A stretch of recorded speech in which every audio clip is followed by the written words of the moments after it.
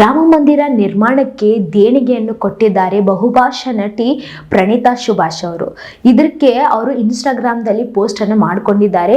ಅವರ ಅಭಿಮಾನಿಗಳಂತೂ ತುಂಬಾ ಮೆಚ್ಕೊಳ್ತಾ ಇದ್ದಾರೆ ಅಂತಾನೆ ಹೇಳ್ಬೋದು.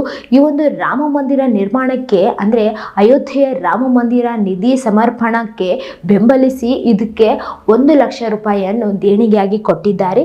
ಅವರು ತಮ್ಮ ಇನ್ಸ್ಟಾಗ್ರಾಮ್ ಖಾತೆಯಲ್ಲಿ ಈ ಒಂದು ಪೋಸ್ಟ್ ಅನ್ನು ಹಂಚಿಕೊಂಡಿದ್ದಾರೆ.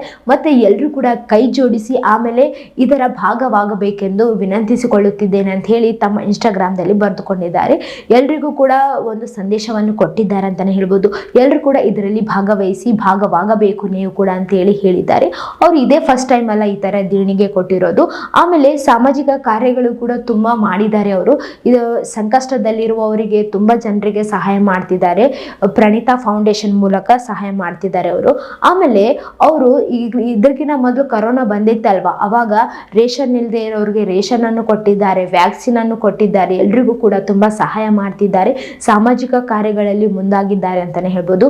ಇದೇ ತರ ಮತ್ತಷ್ಟು ವಿಡಿಯೋಸ್ಗಾಗಿ ನಮ್ಮ ಚಾನೆಲ್ ಅನ್ನು ಲೈಕ್ ಮಾಡಿ, ಶೇರ್ ಮಾಡಿ, ಸಬ್ಸ್ಕ್ರೈಬ್ ಆಗಿ. Thank you.